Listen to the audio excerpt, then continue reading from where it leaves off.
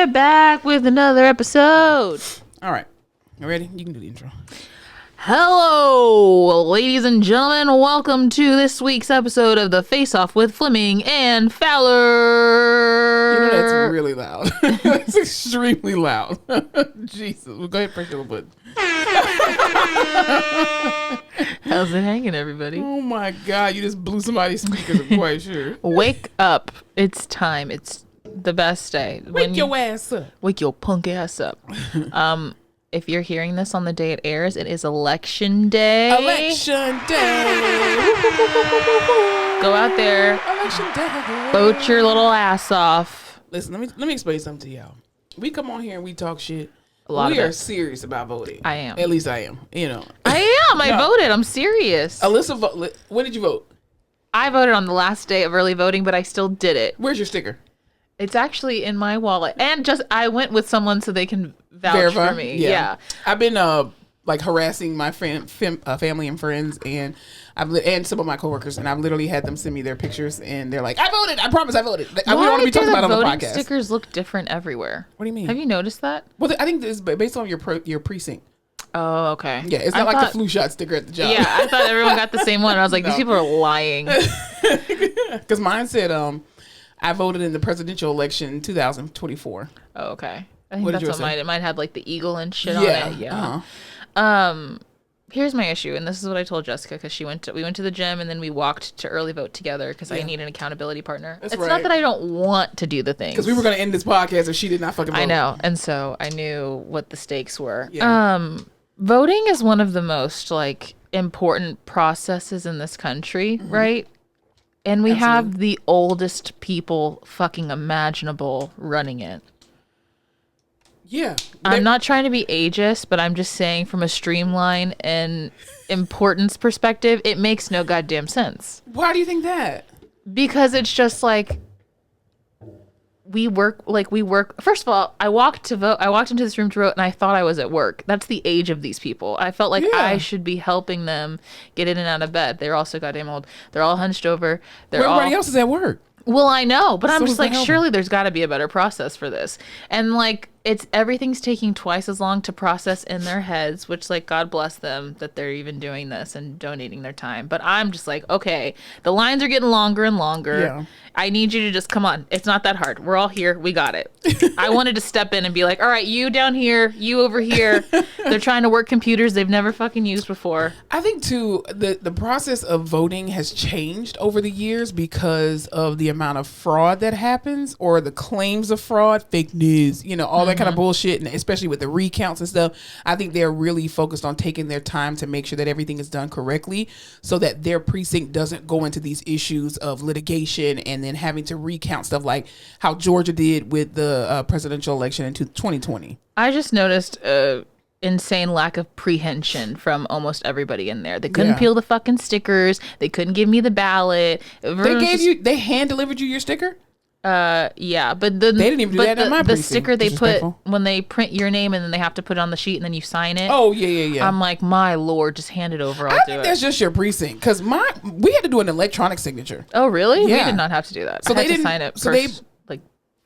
They did put a little stick. No, they printed it out, and then you just had to do your electronic signature, and then they printed the paper out, and then your electronic signature was there, no. and then you fed it into the machine, and then it did all your stuff, and then you feed it into another one. Yeah, yours is just real old. Well, and then it's the issue of I don't know if this happens to you too, but it's like the TSA anxiety where I know there's nothing bad in my bag, but having to stand in that line and being yelled at makes me feel like put your laptops on the bag, shoes off, everything out your pockets. I'm just like, whoa, shoot. Did I leave my rifle in my purse? Yeah. I don't have one, but it just makes... Okay, anyway. So I'm there. This old man, and you just I don't know what I can say and what I can't. I'm trying to vote. I'm trying to just go and put my head down. Of course, this man, when I tell you he was bent in half, so kyphotic, right? Right. With his cane, walking up behind me, walks over to my table. Twice I thought he was going to bite the dust, fall. It sounds really ageist. Y'all. And I'm already what's going on? And so our whole job is to make sure people don't fall. So, of course, I'm just deadlocked on him the whole time because I'm like, I can tell he's not going to fucking make it. Then he just puts his hands on the table because we're in the little ballot thing, the little blinder. First of all, I can see him and he can't get his fucking ballot in. And I'm like, is no one going to help this man? And so I'm like on the precipice of like, am I allowed to talk to him? Am I not allowed to talk to him? I would love to be like, just fucking slip it here. Yeah. He finally gets it. Cool. So then he puts both of his hands on the table because he needs something to balance. And this is all I feel.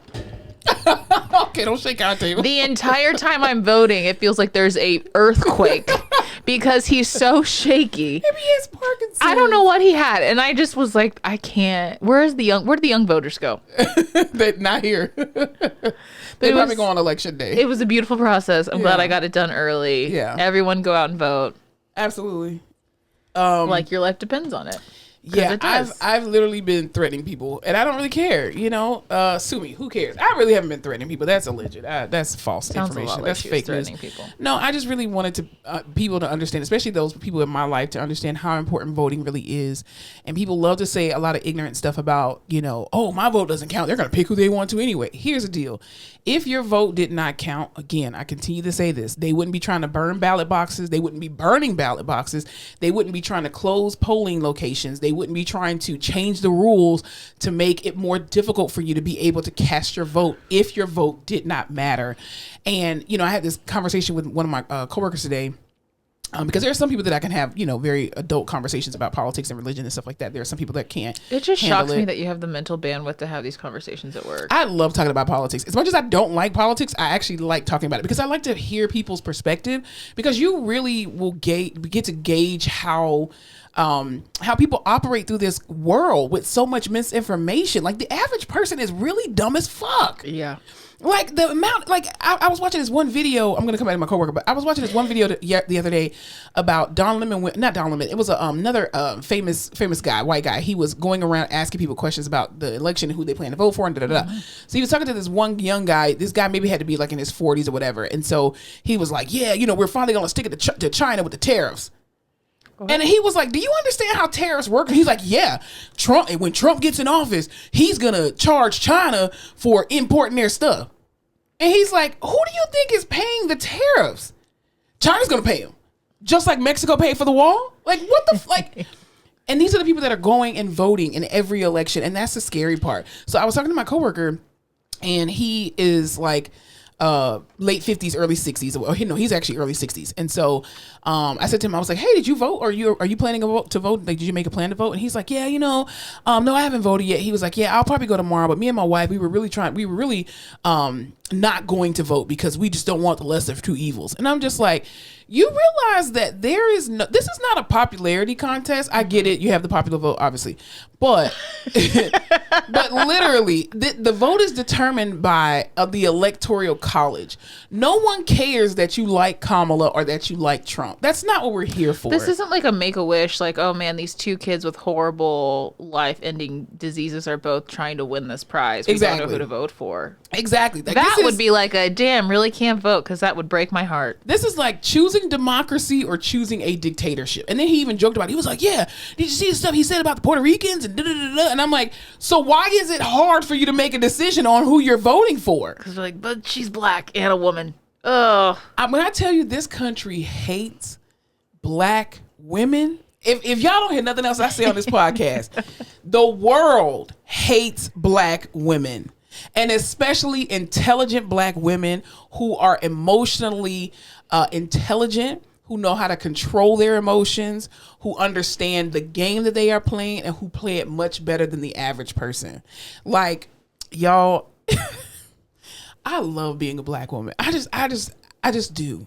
There's nothing else. People always ask, well, if you die and come back as something, what would you come back as? Why would you come back as anything else? I would not want to be anything else but a black woman. I would hate to be a white man. I would annoy the shit out of myself. I mean, I would like to be a black woman with white privilege.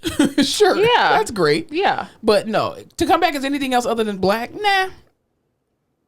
Give me black every single time. Spice of life, baby. Absolutely. I don't want to be a black man. I want to be a black woman. I love being a black woman. Being a black man seems exhausting. Well, you know. I mean, being a black woman is also exhausting, but I just love being a woman. But yeah, definitely. Being a black man and just feeling like I should have what white men have That just seems exhausting. That's what equity. Okay, I just want to retire and be left alone. That's really all. You know, now I'm thinking about it. I just want to be left alone. I don't want to be in the boardroom. I don't want to be in the charge. I don't want to be a supervisor. I don't want to be none of that. I just want Nepo baby. Run me my money and leave me the fuck alone. I want to be a trust fund baby. That's really what I want to be. Yeah. Like, I with parents who were like, figure out your own path. We made this for you.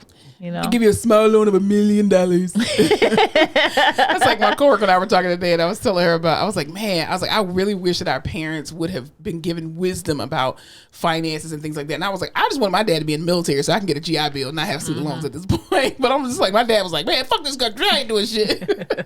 R.I.P. to my daddy. Anyway, he didn't. Anyway, I'll just leave that for another segment. But yeah, voting is very important. I did. Did you watch SNL over the weekend? I saw the clips. Okay, yeah, Kamala and Maya Rudolph, hilarious. It was absolutely funny. Why did they look so similar? Well, because they have very good makeup, and plus Maya Rudolph is biracial. Yeah. Well, is she biracial? No, she's mixed. I was like, what a perfect little duo. Yeah. Also, Maya Rudolph is hilarious. She absolutely is. Consistently hilarious. Absolutely. I just don't like when she plays Beyonce. I don't think she does a very good Beyonce impersonation. No. I don't. But you know who does is that? Who's the other black girl that's on with the shorter hair? On SNL? Mm-hmm.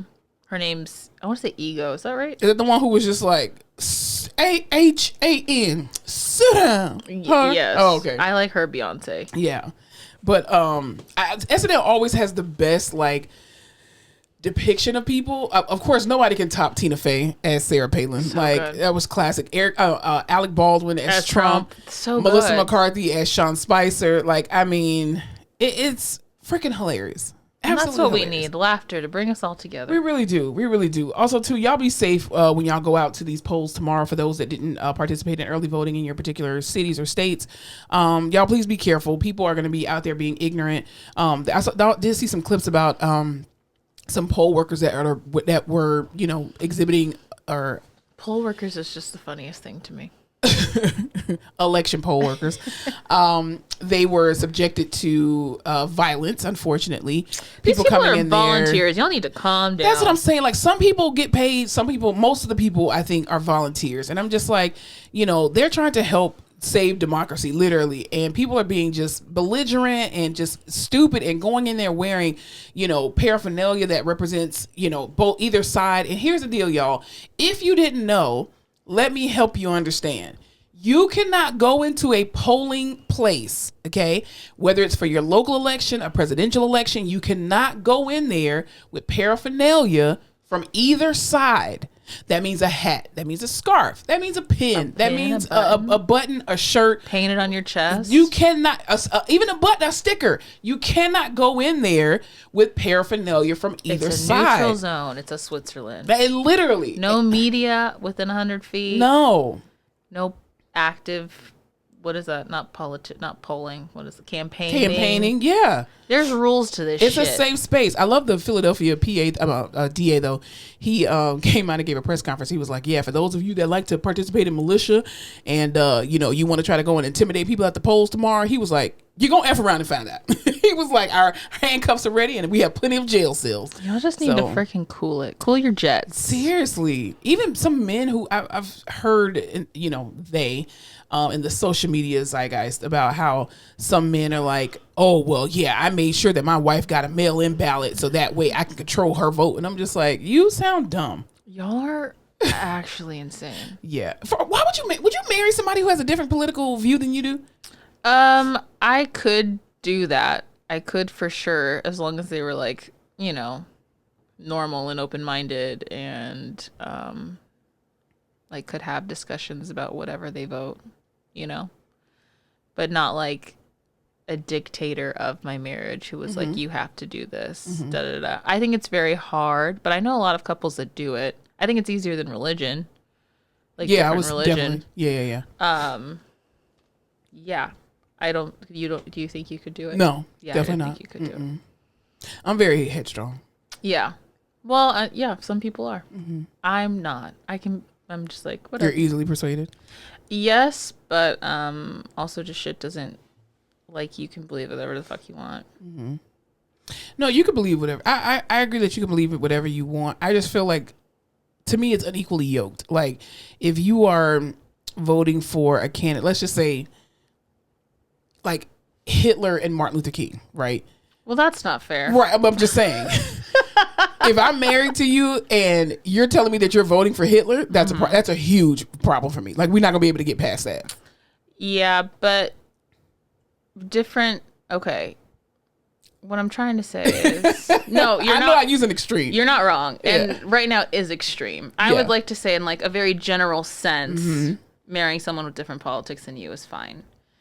But also like calling yourself Democrat or Republican, whatever, I would like to believe that if I was married to you, you could be like, oh yeah, I would personally call myself this, but I think this, and this is fucking atrocious and wrong. Yeah. Do you know what I mean? So just like a sane and emotionally intelligent human being. I mean, I know quite a few people who are on the different sides of the aisles from their spouse, but they just don't bring it up as a topic of conversation in their marriage. They do not talk about politics. They go and they vote. They'll go vote together, even though they are voting for different parties and different things of that nature. I also don't think I could marry someone who was like a super strong political person. Yes. I don't fucking hate. Politics are important. And no, but you can hate it. That's okay. It's a blessing to be able to even debate politics. Because there's countries where you can't. There's countries where I'd be shot in the street for having this fucking podcast and being like, I don't know what my politics are. I get it. Very true. But historically in my life, the people that are very headstrong on politics, I'm just like, I recoil from that energy. Because I'm like, you can have beliefs, and I think you can have strong beliefs, and you can communicate them well, but you should be able to sit with someone and take in what they're saying and not have that person feel like you're being a berating asshole to them.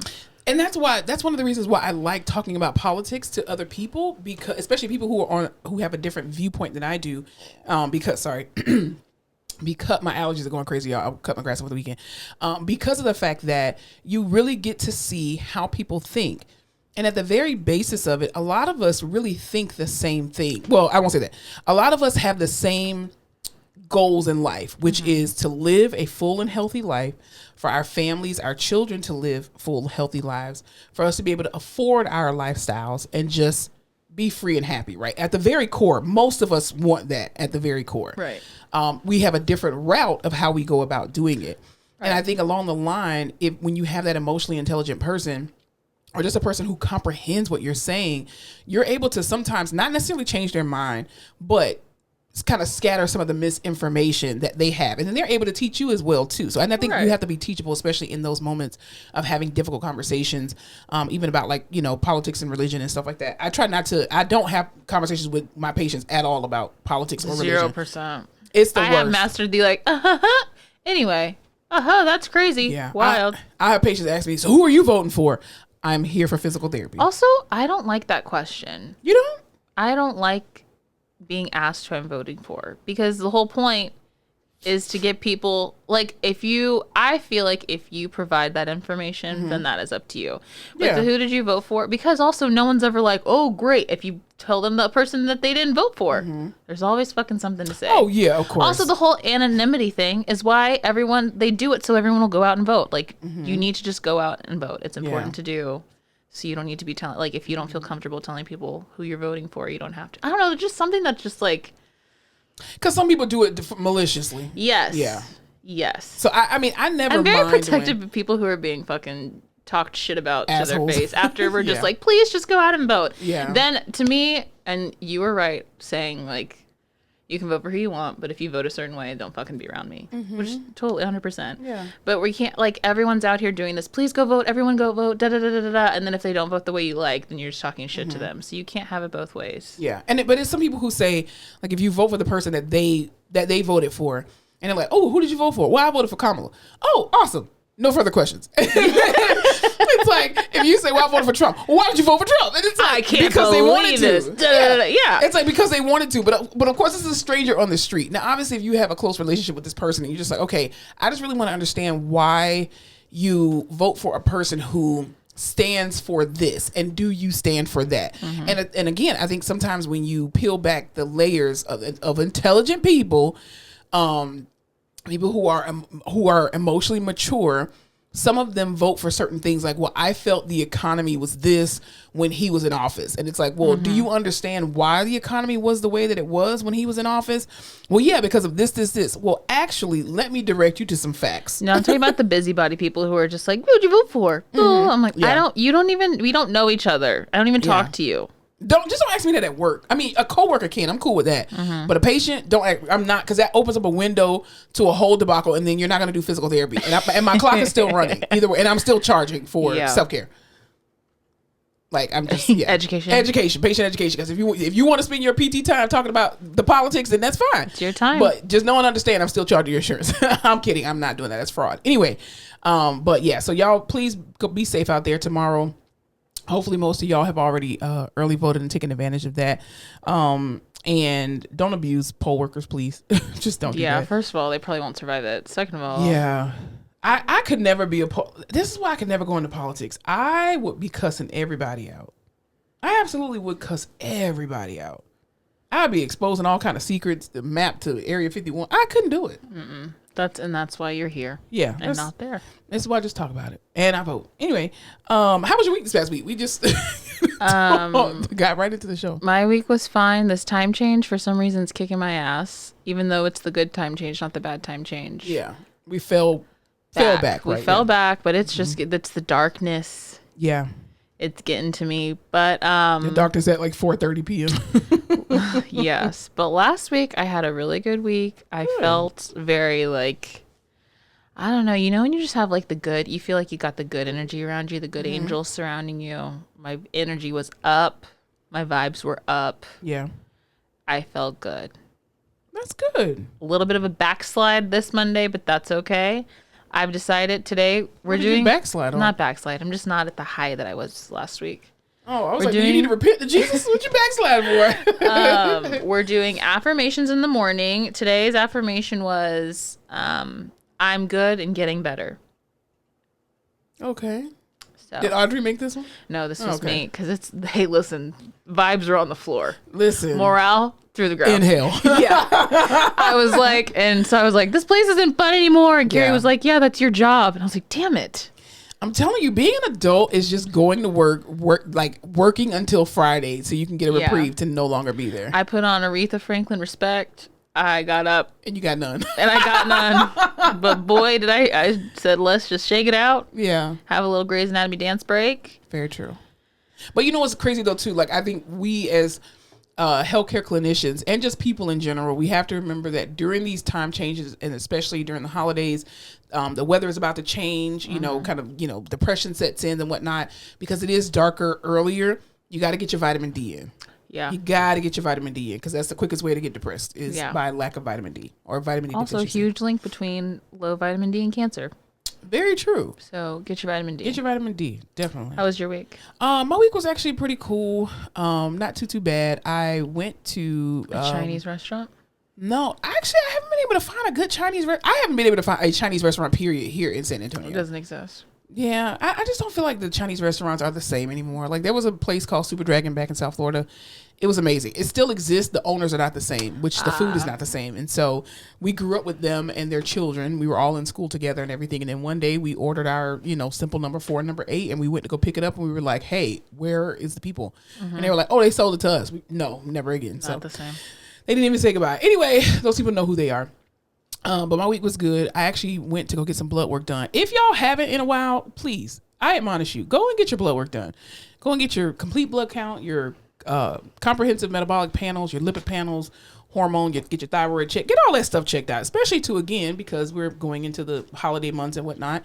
And if your annual appointment is coming up, I actually went to this particular place called Provider on Demand, and they have like a telehealth service, but they actually have like a pod, and you basically go to this location if it's physically there, because my main primary, she's super far out, like she's like almost an hour away anyway, and sometimes it's hard to get an appointment with her. So I just wanted to go get some blood work and stuff. And it was a super easy, quick process. Like if you just need to get blood work, or let's say you got the flu, you just need the Z-Pack real quick, you just need some pain meds, whatever the case may be. It was a really great service. You go in there, they take your height, your weight. If you need to get blood work, there's a Phlebotomist. What? Phlebotomist. Thank you. That's in there. Phlebotomist. I can't even talk right now. To draw your blood and stuff like that. They give you your results. You get to talk to the doctor on this big screen, and it's in real time and everything. But you can even do a telehealth appointment. So it was really amazing. So, got my blood work done. My glucose and everything was normal.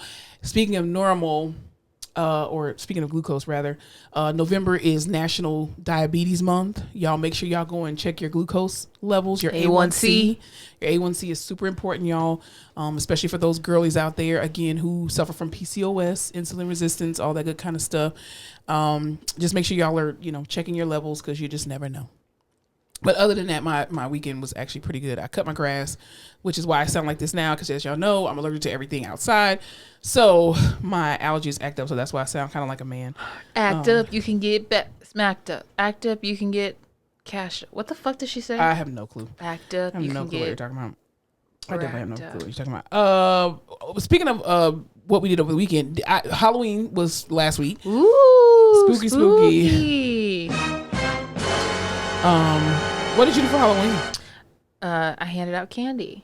Did you? Did you do your teal project stuff? I did my teal project stuff. No one gave a damn, but it is important to me because it just is. You never know. It could be one person. That's very true. It just must suck to be a kid on Halloween who can't have candy or who doesn't want candy or can't eat the candy. You know what I mean? Yeah. That just, I don't know. So, I handed out candy. It was good. It was fun. I drank a bottle of wine.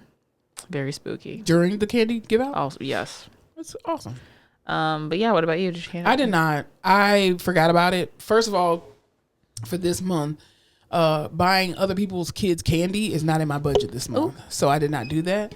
So I turned my light off and prayed that nobody egged my house. My motion system kept going off, but I don't really think we had that many trick-or-treaters. It got dark so early. It did. I think, and I don't know if people trick-or-treat like that anymore. No, they don't. I think the kids in my neighborhood, they've all grown up and they're like, this is lame. So yeah, really and I think a lot of people do like the trunk or treat or things like that. I don't know. I feel like trick-or-treat. Is trick-or-treating dead? Do y'all trick-or-treat? I mean, I never got a chance to trick-or-treat as a kid because I was forced to go to Hallelujah night. Hallelujah. That bullshit. Yeah. I hated it. And even now as an adult, I don't dress up for Halloween.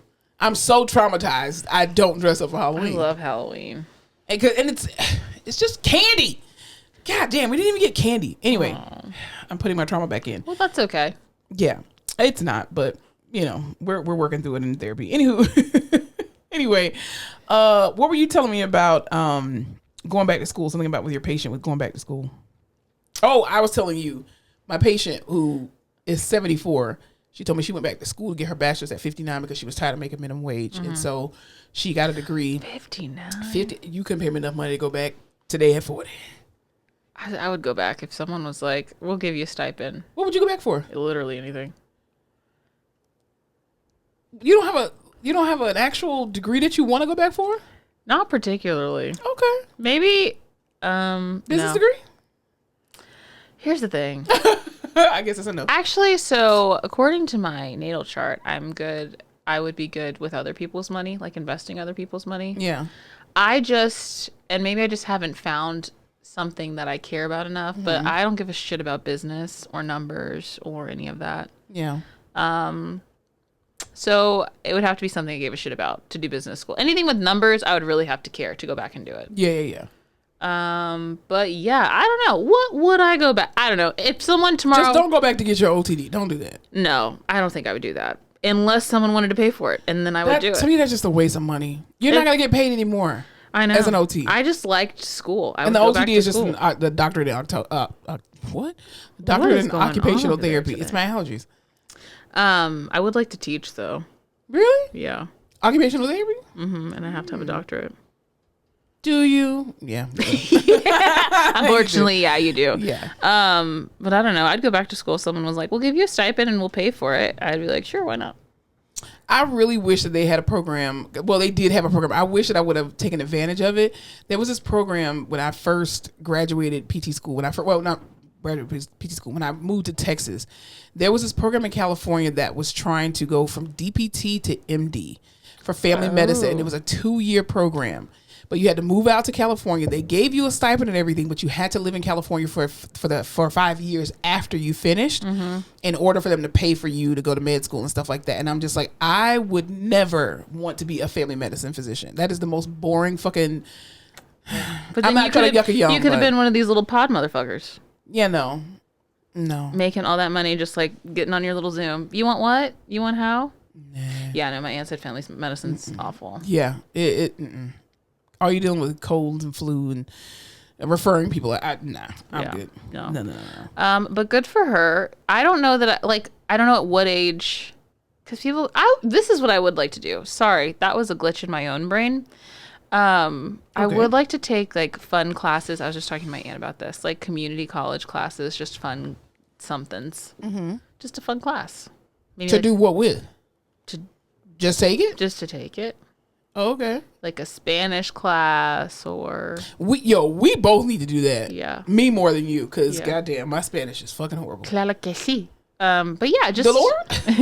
Mariato? Yeah, but just take... I mean, you know, you can still take classes at college and not get a degree. Yeah. You always need to be learning. You're a non-degree seeking student. There you go. That's what they would call it. And then your loans go on forbearance or deferment. That's so... I didn't even think about that. Yeah. I'll definitely do it. Nah, I never. Allegedly, I haven't done that. No. I don't even know what a student loan is. What? Don't bring it up. Because if you say it 3 times, they email you. Mohila sent me an email. Welcome officially. I was like, bitch, why this ain't no hey, congratulations, it's paid off. Fed loans is always like, hey, bitch, we're still here. I'm like, I know. I know down to the penny how much I owe your ass. When I get it, bitch, you'll be the first to fucking know. You'll be the first to know. As soon as $200,000 randomly hits my bank account, girl, I'm waiting sure. For the day. I'm waiting for the day. Jesus, take the wheel. Take the whole car. Anyway, yeah, I wouldn't go back to school for any reason. All that to say. Fuck she that will not shit. be signing up. Real quick, Quincy Jones died. Quincy Jones died today, and it's crazy. You know that there's names that you hear and you've just always heard them and you just always think they'll be around. That's a Quincy Jones for me. Yeah. What's your favorite memory of Quincy Jones? I don't have a Quincy Jones memory. Okay. I'm just asking. I'm just like, what, something he's done in his career? Make Rashida Jones. Okay. Well, I guess. Random. Oh no, I will tell you my pick. Okay, I take that. I was like, wow. Okay. I remember that We Are the World documentary came out recently. Yes. Okay, and watching him in that, I was like, oh, like this is what I needed to see. You got to see his genius. Yeah, he was just like crazy in the way that genius people are. Like he knew exactly what he wanted, what it needed to sound like, who needed to do what and where. Everyone respected him. Like all of these huge names respected the shit out of him and were just like, yeah, we're tired and we're here and we'll do whatever you want. Yeah. And just seeing him work was really cool. Even one of my most favorite like documentaries or whatever to watch or scenes to watch is how the making of Michael Jackson's Thriller. Like the genius of him and Michael Jackson together is insane. I mean, it's like, you know, you have those artists and those producers who just click, like Timbaland and Missy. Yeah. And, what's his name? Dark Child. Was it Dark Child? And Dark Child and Brandy and Pharrell and like, you know, anybody. Anyone with a voice. Anyone with a voice for Pharrell and Neptunes. But yeah, that man won 28 Grammys. That's crazy. 28 freaking Grammys, man. He's just a name. He really is. But he died at the age of 91, which I knew he was old though. But I feel like, in my personal opinion, as an outsider looking in, I feel like he lived a full life. Yeah. Like, what else was there for him to do? He's worked with everybody. He's done everything. Seriously. He is a household name. Like, he is the Quincy Jones. Yeah, exactly.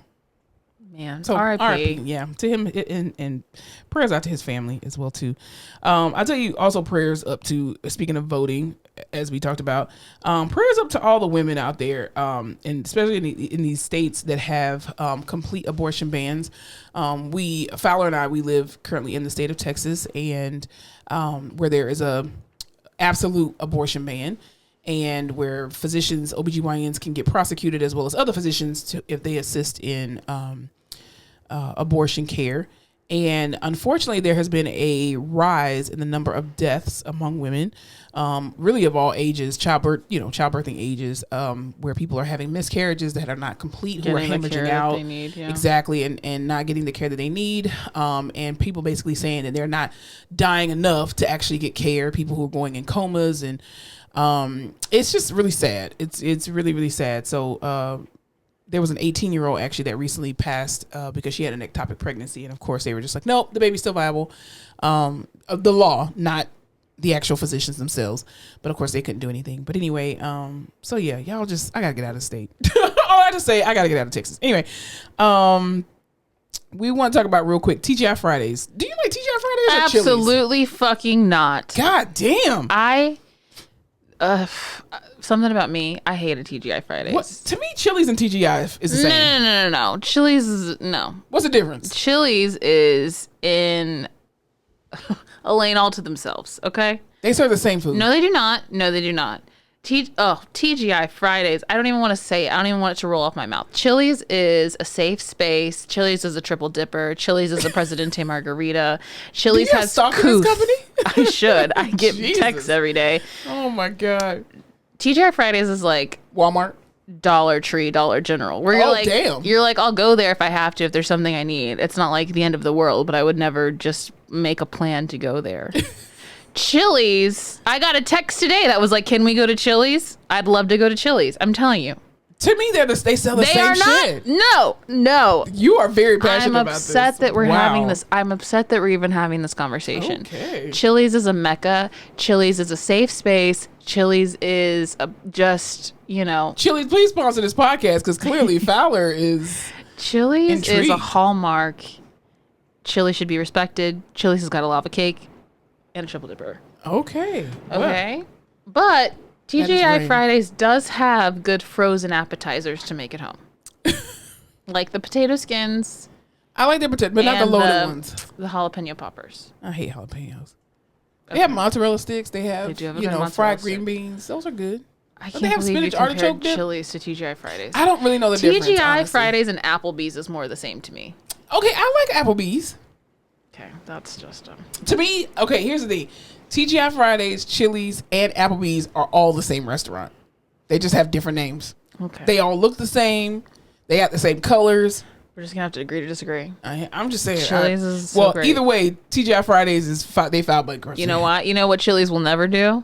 I hope God willing. Never say never. Please. They just built one by my house up the street. See, everyone, I implore you. If you've not been to a Chili's in the last year, you've got to go. Jeez, you are on a Chili's kick. Well, the thing is, you know what I think it is too? I think the reason why a lot of these restaurants are closing, nobody's really going to restaurants anymore. No, it's so expensive to eat out. Yeah, and then people are Uber eating everything, which I feel like eating out at a restaurant is much cheaper than Uber eating. Bro, Uber Eats and DoorDash.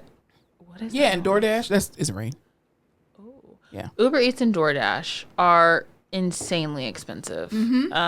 And it's not until you go to hit checkout that you're like, oh shit, I just gotta go drive down there. Yeah, because it's just like, you put your stuff in the Amazon cart and you're like, I'm not paying $10 for shipping. Yeah, it's expensive to eat out right now. Everything's expensive. It is. It absolutely, which is why I don't eat out. I can't believe that I can't. I don't know when the last time I even saw an actual brick and mortar TGI Fridays was. Let me see where the nearest one to me is. Yeah, I don't know. I don't really go out to restaurants. They used to have dollar margaritas there, I'm pretty sure. Oh, yeah, like happy hour and stuff. Yeah, near me.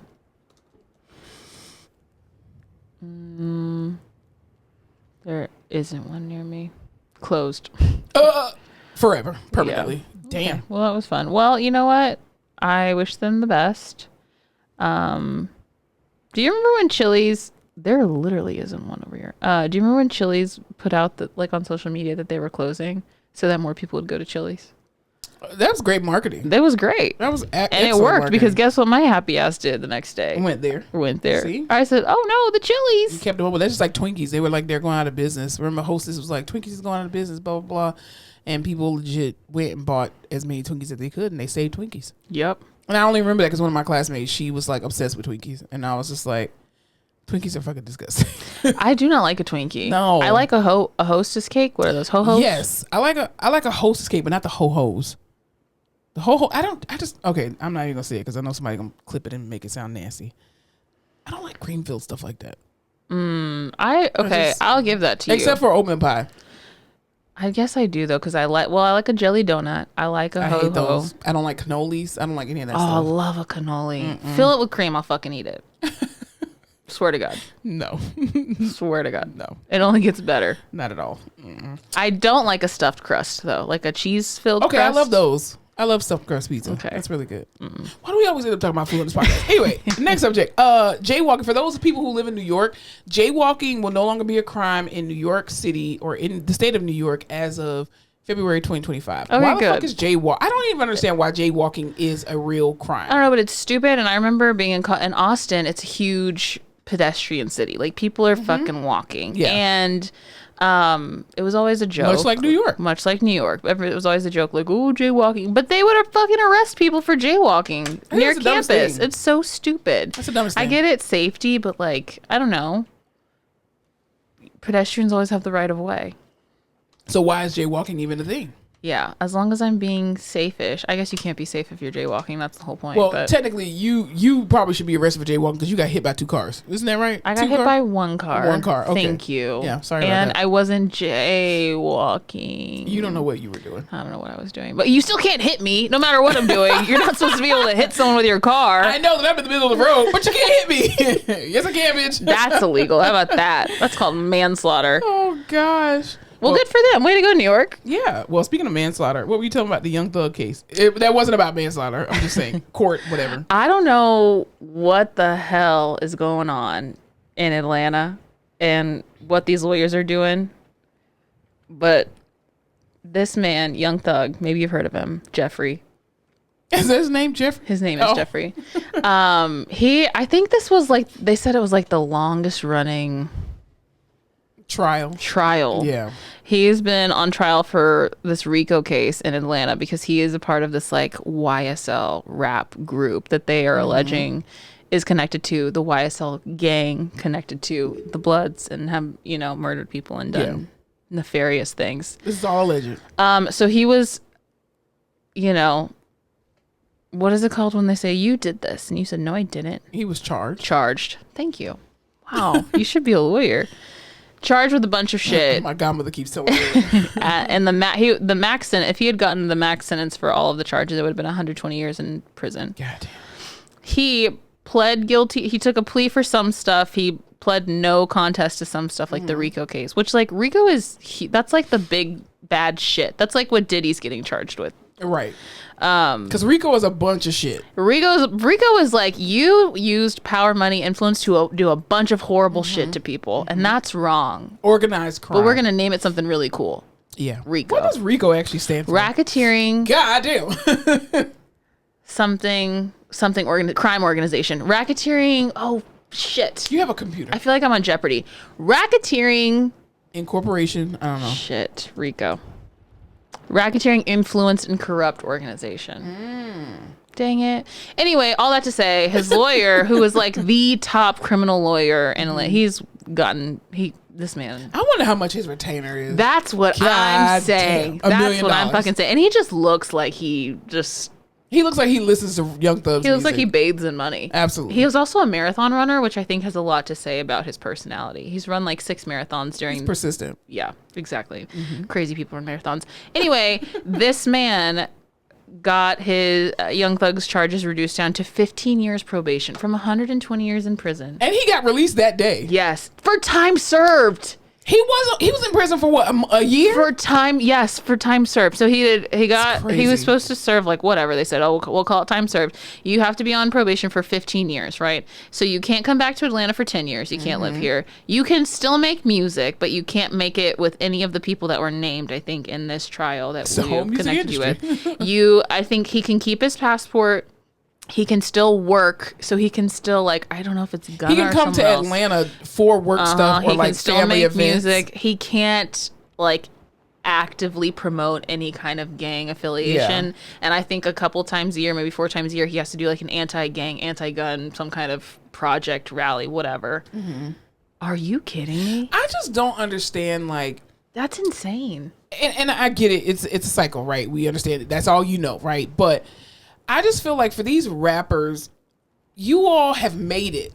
Like, you're famous and you're making all this money. You're rapping about having all this money. You got chains and all this kind of stuff. You're going on tour and all this shit. And then you're still involved in street activity. Like, what the fuck is wrong with y'all? Like, I get it that, you know, that's who you are, that blah, blah, blah. But at some point, if you got multiple zeros in your bank account, okay, followed by a big number in the front of that bitch, you need to leave that street shit alone. Like, I don't get that. Let me tell you something. Let somebody give me a deal for something. Bitch, I act like I don't fucking know you no more. And this is my very, like, elementary kind of shot in the dark at what I think is happening. Mm-hmm. I think you grow up with these people, right? And then you get famous and you have some money. And then they helped you come up, so you feel like you owe them something, and they kind of get you in that cycle. Okay? But then I think there's this, like, aspect of you have this money, and now you have this power and this group behind you. And so, like, you just keep feeding into it to get bigger and bigger and bigger. Do you know what ego thing? No, I get it. Yeah, that has to be it. Yeah, because I'm with you. I'm like, oh yeah, that was a pretty shitty situation. I'm working hard to get out of it. You didn't even have to do that. Yeah, so I think it's like a money power thing. Like, you know, you're with these people and y'all weren't shit, and now you're something, and you're feeding back into it because it's your people, and they get powerful, and you like the power, and it's the Diddy shit of, like, you know, he was able to call up the cops and be like, I want this shit to go away. He had people that could do everything for him. Hey, listen, y'all better stop trying to be El Chapo. And then you get hit with the RICO. For real. And because of, here's the thing, history repeats itself. All of these rappers keep going the same fucking shit. Mm-hmm. Like, you don't, it's just like a drug dealer. Oh, I sell drugs. You're going to get caught. El Chapo's in prison. Denial is a river in Egypt. Your husband is gay. Like, what the fuck? Like, you're never going to be able to get away with it. They'll let you get away with it for years. Well, also, y'all are telling on yourself, just rapping about it. And then you're talking about, my lyrics shouldn't be used against me. Bitch, what? Why do you think that in your brain? I shot this man. I sold his drug, but you can't use it against me. It's entertainment. A bunch of illegal shit and came on this podcast and we're like, do. Here's what we did, and they played it in court. We'd be like, oh, that was just for fun. No, for funsies. When a person's body was found the exact same way you described, they was wearing a blue shirt and khaki pants and all this other kind of bullshit. You done described the whole crime scene by talking about, no, I just made that up. Which is even more wild because they were like, oh yeah, like, y'all don't understand. This man rapped about the shit that they're accusing him of. And he was supposed to get 120 years in prison. And he got 15 years probation, which is insane. You know what the thing is? The judge, I think, was so pissed and just so ready to get that goddamn trial over because she even told the prosecution, she was like, did y'all even go to law school? Like, what the, like, the fact that you presented this case, this literally should have been an open and shut case, and y'all ruined this because of your lack of preparation. First of all, Woody, I already said, he sabotaged the case from the whole time. The fact that they gave this fool immunity, he went up there, he was like, I got full immunity, right? Yeah, we went ahead and shot him at the police. I was like, Woody, what the fuck? But that street life is crazy. Yeah. Like, man, I cannot. I don't think I could do it. Let me tell you something. Again, let me get fortune. I don't care about no fame. Let me get fortune. I'm going to act like I don't know none of y'all. And I'm being so, you ain't going to even be able to reach me. You're not. You be like, damn, are we podcasting today? Fuck no. Who are you? Who? I don't know who you are. What? Who is that? Yeah, it never turns out good. I've seen all the movies. Everybody gets caught. Everybody gets caught. No matter how good you think you are, you're going to get caught. Anything else you talk about before we talk about what we are watching? No, but I remember what I started watching. What was it? Lioness. It started up again. Okay, is that a series or just a movie? It is a series, and it is great. I've only just been seeing clips recently about Zoe Saldana talking about, this is my fucking office now. Or yeah. Shit. Ooh, yeah, that was a good episode. Okay, first season was great. Let me give you the headlines. Zoe Saldana. I also love anything that's like CIA military shit, like deep in it, because I'm like, surely this is what's happening. Yeah. So she runs this like very small secret, like top secret CIA program called Lioness, right?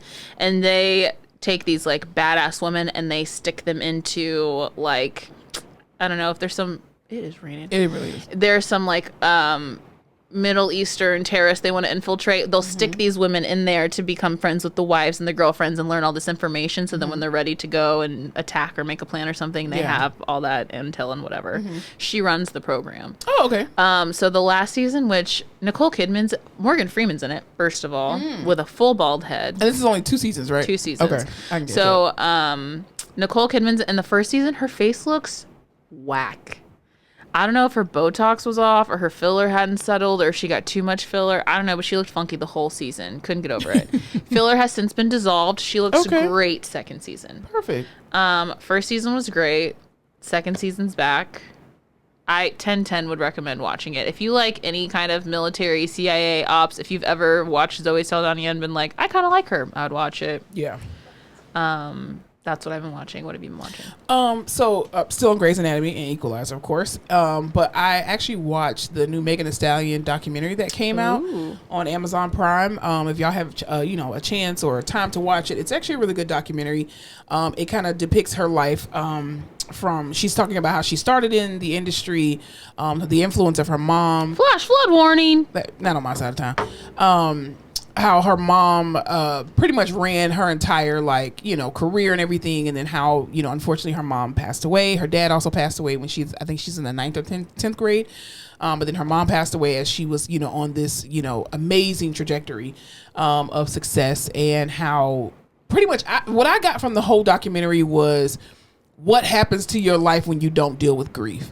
Because things started turning when she did not, her mom passed away and then 3 weeks later she was back on stage, which I'm like, that is not enough time to grieve.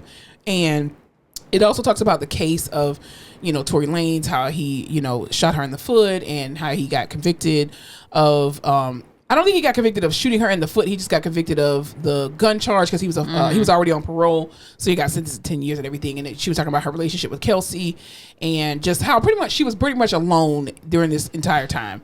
And still expected to get up on stage. What a crazy, to be on the top, right, of your career and just ascending and have one of the most horrible things. Absolutely. And I think a high and a low. The one thing that I did love in this documentary was the pettiness of Megan Thee Stallion and her director and the editor, because they incorporated so many people's opinions. People talking negative about her, Joe Budden, academics, even just some of these influencers or podcasts and stuff, just saying all this reckless shit and making the case about who she's having sex with versus the fact that this woman was shot and she didn't shoot her fucking self.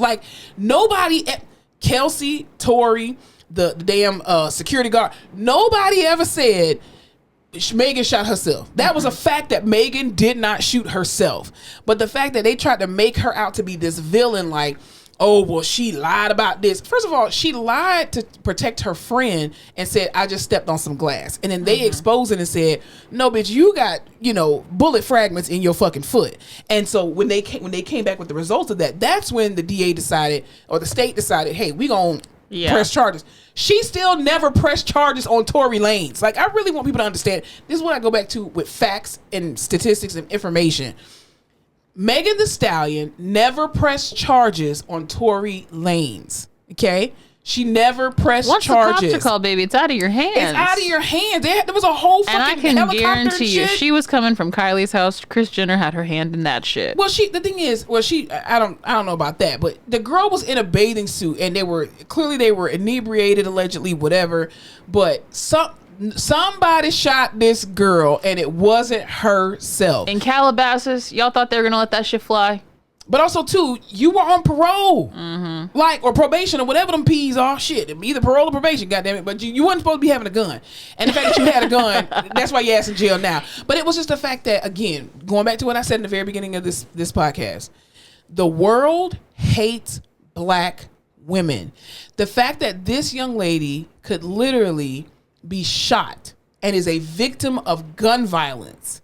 Oh, well, she was sleeping with him. Right. So that justifies him shooting her? What the? Oh, it was just two best friends. She was a hoe. She was just sleeping around.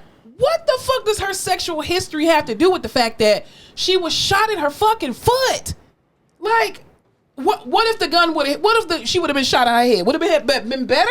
And then you had people on there that she had this one influencer or this one guy who literally was sitting in his car in a FedEx shirt, talking about, oh, Tory Lanez should have just shot her in the head, should have moved up. And I'm like, what the fuck is wrong with y'all? Like, I cannot imagine how lonely Megan Thee Stallion felt during this time of her life. Like, then you got all these contracts, you got all this work lined up, and you're still expected to go through this process and have a smile on your face and be the hot girl coach and like twerk and all this. Give a show, perform, put it on. And then you go home to this empty house where nobody's there to support Everyone's talking shit about you on the internet. I mean, I'm just like, y'all over here, free Tory Lanez, free. What? And his hairline? No, they can stay in prison.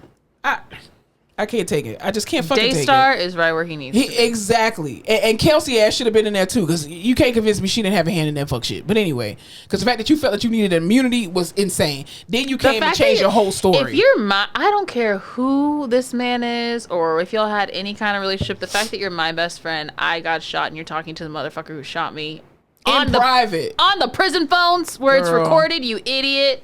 Where he's literally like, I can't take back what I did. Well, what did you do? Mm-hmm.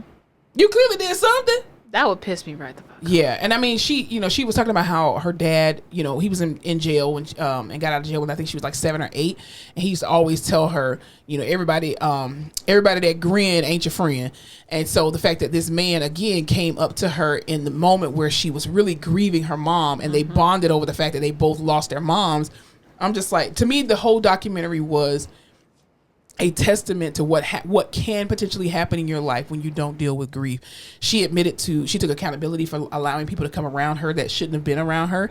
She also talked about, she was very emotional in the documentary. You got a chance to see her vulnerability. She also looks beautiful. Oh, she's beautiful. Oh my God. Most of the documentary was her without makeup. Megan Thee Stallion don't need no makeup. Let me just say that. She's a gorgeous woman, but she was just, she was really upset because she was like, I just feel like if my mom was still alive, none of this shit would have ever happened to me, because her mom would have kept people from around her and stuff like that. So what a hard lesson to learn. Seriously. And then the friend Kelsey talking about, well, R.I.P. to Megan's mom and da da da da. And I just really just want to look out for her and protect her because she don't have her mama. And then you gonna do some fuck shit like this? Wow.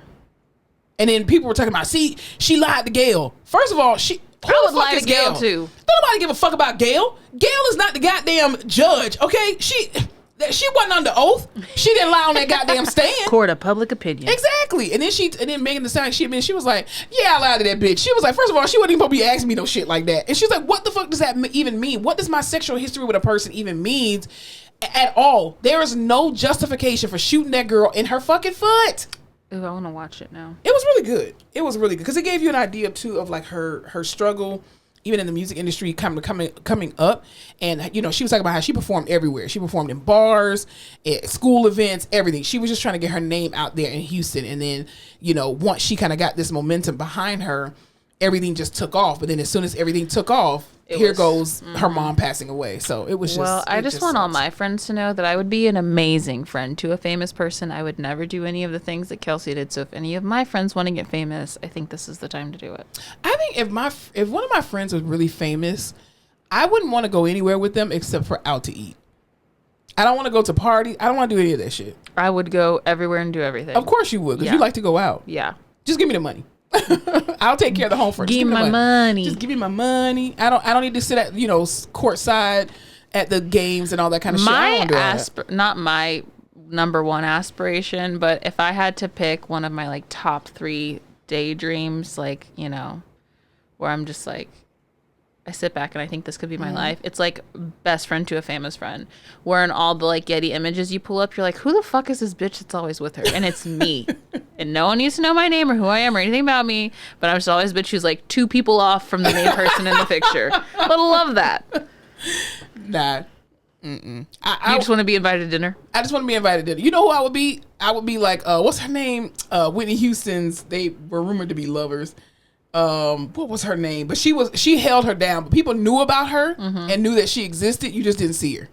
Huh. That's what I want to be. I just want to be known that I'm there, not to be lovers, but just known to be there and know that, oh, Monica don't play about this one. You can't play with her because Monica will get you. That my name is known, but you don't see me. Okay. Yeah. Great. I just want to be in the shadows. Just give me the money. In the shadows. Just give me my money. Listen, I'll take care of the home front. That's it.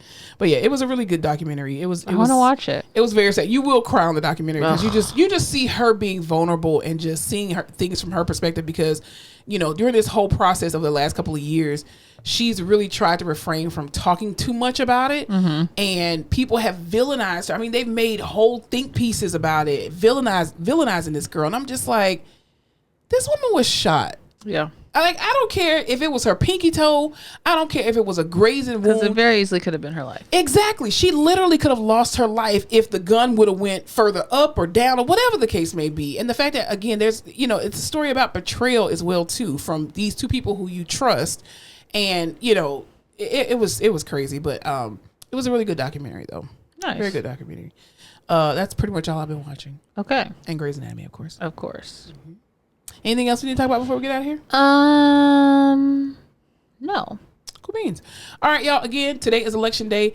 Please don't watch the results. Don't argue with nobody. It's gonna be a while. So just you're not gonna cast know your till vote Sunday. and just.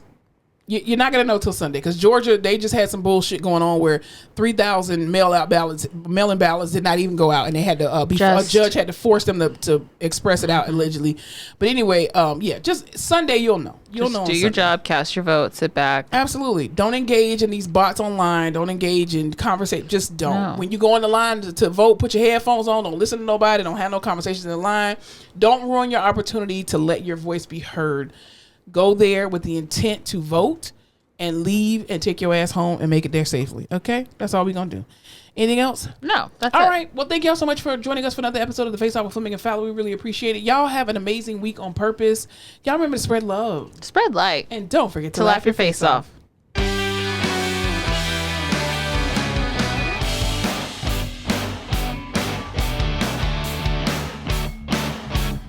Thanks so much for tuning in to another episode of The Face Off with Fleming and Fowler. Don't forget to follow us on all our social media platforms, Instagram, Facebook, Twitter, and YouTube at The Face Off Pod. Be sure to tune in to The Face Off every Tuesday where new episodes are released.